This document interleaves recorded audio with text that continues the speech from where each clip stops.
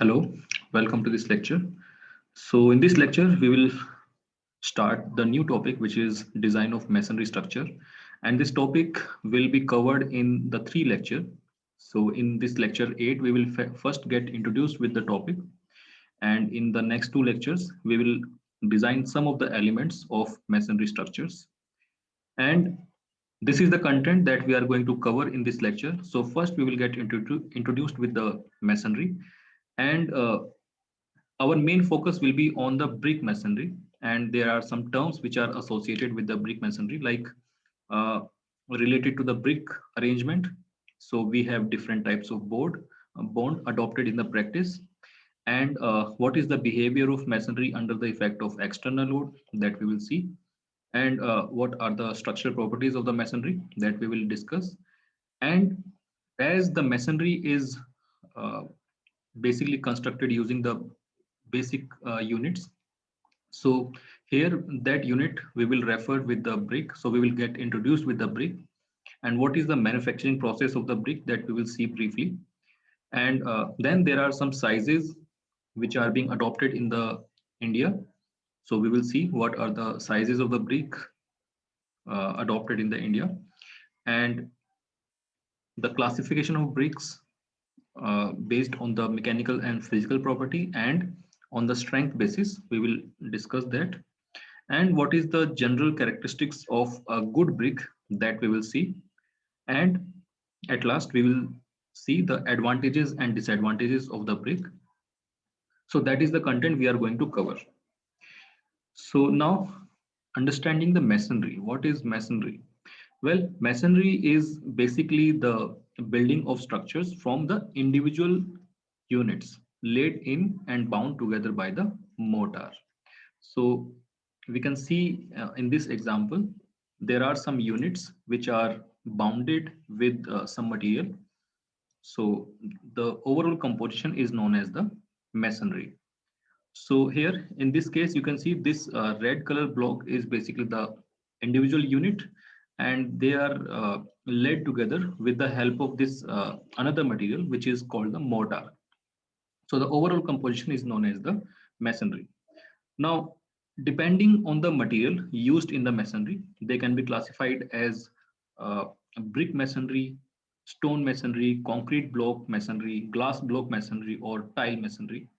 So in the brick masonry, we use bricks as a common unit. Similarly, we can have stone masonry also. So in stone masonry, we use stones, and in the concrete block masonry, we use concrete blocks as a individual unit, and we join them with the help of mortar. Well, this material which is with which it is joined, it is called mortar, and mortar is basically a proportion of cement and some other material. For example, if I talk about the cement mortar, so in this case, the ingredient will be cement and sand, and along with the water. So depending on the proportion of the cement and sand, we can have different grades of the mortar. So if we use one part of cement, four parts of sand, then the grade will be 1:4. If we use six part of sand and one part of cement, it will be 1:6. And based on this grade, we have different grades of the cement mortar. So that we will discuss about the cement mortar later when we will be designing the uh, elements of the masonry. So so basically, we will be mainly focused on the brick masonry. So the masonry structures we are going to design will be of brick masonry. So in the brick masonry, we use bricks as a individual units, and they are bonded together with the mortar, and therefore they are known as the brick masonry. And these bricks are used from the ancient times. And here you can see an example. This is one of the stupa located in the Sri Lanka, and this is one of the largest brick structures in the world. So this is basically the ancient structures. There are various ancient structures which are constructed with using the bricks, like the Pantheon in the Rome, that is also constructed with the bricks. So now we will see what are the different types of bonds adopted in the practice. So laying of the bricks in different arrangement are related with the bonds. So for example, in this case, we have a very common bond called the English bond. So in most of the structures in India, you will see this bond. And this English bond is basically the composition of alternate two arrangement. As you can see here, on one layer, bricks are laid like this, and on the second course, bricks are laid like this.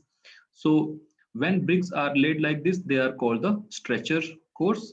And when you will see only the head of the brick, it will be known as the header course. And in the stretcher, you can see the length of the brick unit. So alternate arrangement of this composed of the English bond. And also you will notice that there is no continuous joint passing through the other joint. For example, you can see this joint is not passing through the next course. So we have to make sure that there is no continuous joint in this. And this will be ensured by providing a proper closure, which is called the king closure. There are queen closure. So closures are also of different types. So these closure ensure that there is no continuation in the jointing in the vertical plane. Beside this, there is another famous bond which are adopted in some of the practice and which is called the Flemish bond. So here you can see the different arrangement of the bricks. Similarly, we have header bond. So in this case, you can see only the header courses are provided along the courses. And similarly, if we provide stretcher bond continuously in all the courses, then it will be the stretcher bond. And then we have another very important type of bond called the Quetta bond. In the Quetta bond, you can see the bricks are arranged in such manner like there are some spaces in between them. So these spaces can be filled with the concrete along with the reinforcement block. So this kind of bond is very famous when we use reinforced brick masonry. Well, basically we have two types of masonry. One is reinforced, and the second one is reinforced brick masonry. So unreinforced brick masonry is where we use only the bricks as a individual unit joined with the mortar. So those are the unreinforced brick masonry. Now, if we want to provide more strength to the brick masonry, sometimes what we do is we fill some of the, we provide some reinforcement bars along with the concrete. So this Quetta bond is ideal for using reinforced brick masonry because here there are some space left and this space can be filled with the reinforcement bar and concrete. So this is the ideal bond for that. Similarly, in this bond also, this is also used. This can also be used for the reinforced brick masonry. And here also you can see these are the space left to be filled with the concrete along with the reinforcement bar. Well, in our course, we will be mainly focused only on the unreinforced brick masonry, which is mainly of English bond, because in India, English bond is very common and it is used in unreinforced brick masonry work. Now we will see the distribution of external load within the masonry. Now load can be along the plane of the masonry. As you can see, the plane of, for example, if I make the x-axis, say consider this as the x-axis and this as the y-axis and this as the z-axis. So the plane of the masonry is xy plane, and you can see this load is actually passing along the xy plane. So this load will be resisted effectively by the brick masonry, and you can see the dispersion of the load is triangular. It is dispersing in this manner. And generally this dispersion is considered as at 45 degree. So generally we consider that it is dispersing at the 45 degree.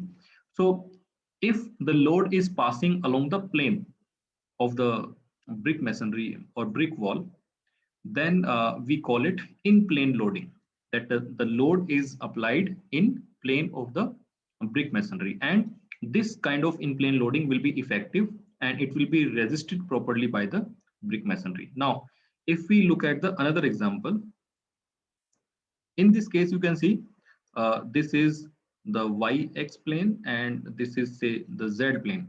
So in this case the load, sorry, the load was applied along the xy plane, but in the second case load is applied along the z plane, and in this case the brick masonry will not be effective to carry this load.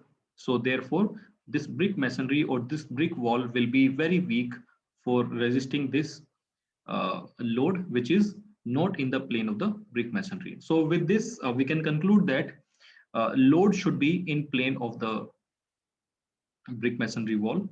If it is out of plane, then the wall will be very weak and it will be collapse immediately.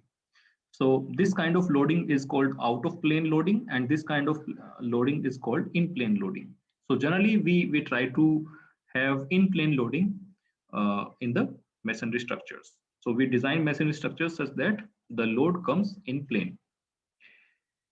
Now talking about the structural properties of the masonry, well, the major property of the masonry is that it is very weak in tension, which means if we have a block of brick masonry and if we try to pull it, it is very weak in the tension. Similarly, if we apply the compression, it is very effective in the compression. It is good in compression, and therefore you will see that because the brick masonry is good in compression, you will see many ancient structures are having opening, having the arch provided on the opening, as you can see in this structure. You can see on the opening this arch is provided. Why? Because arch are basically known as the compression member, which means they are subjected to compressive force. And because it is constructed of brick masonry and brick masonry is good in compression, so you will find many ancient monuments with this arch opening. Similarly, in this building also you can see all the openings, arch is provided because it is good in compression. Also, this brick masonry is brittle in nature. It is not ductile. So therefore, it will, when the load exceed with the capacity, then it will collapse immediately. It will not show you any warning of failure. So it is brittle in nature. And very important thing to notice here is that it is bimodulus. Now, what is the meaning of bimodulus? Well, some material have same modulus of elasticity in tension and compression force.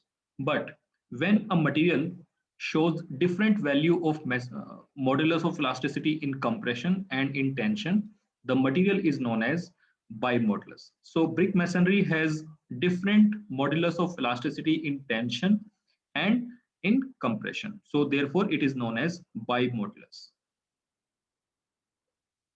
So that is all about the masonry. In the next part, we will discuss about the bricks as a structure material. So thank you.